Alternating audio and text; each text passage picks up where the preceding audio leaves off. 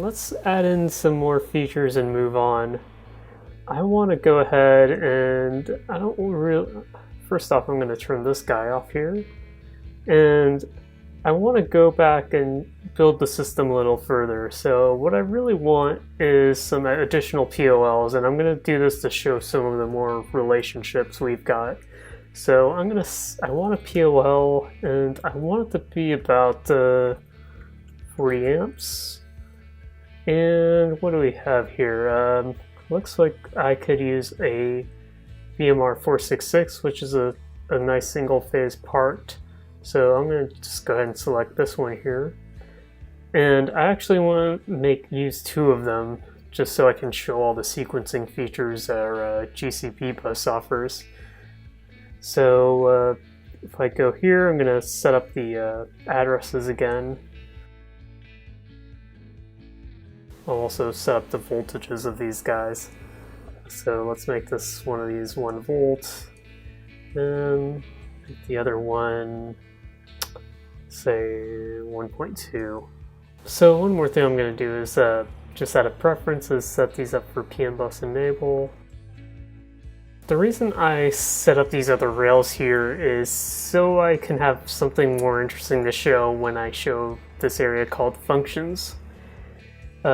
This is about defining relationships between rails. So sequencing, phase spreading, tracking. One thing we can show here is GCP Based Sequencing.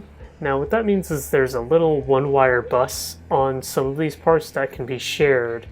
And what this lets you do, I'm going to set this up for our 3 POL rails that support it, is it lets you rearrange the sequencing setup across the rails without having to do a traditional daisy chain rewiring.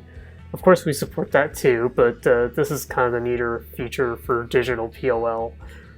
So if I wanted to, I could rearrange the ordering here, change the timing, of course, if I want this to be 10 milliseconds, or if I want the ramp time to be different. Let's say I wanted to make this ramp time a little slower. And we're visually showing all this.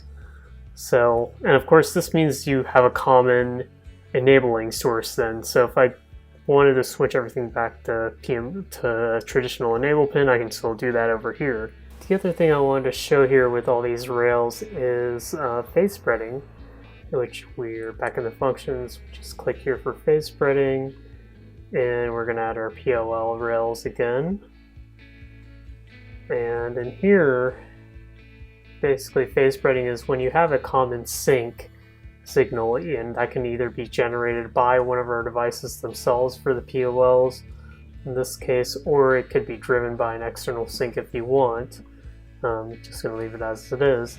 But anyway, in the default scenario, you have the worst case where the FETs are firing off at the same time here, especially for these last 2 rails.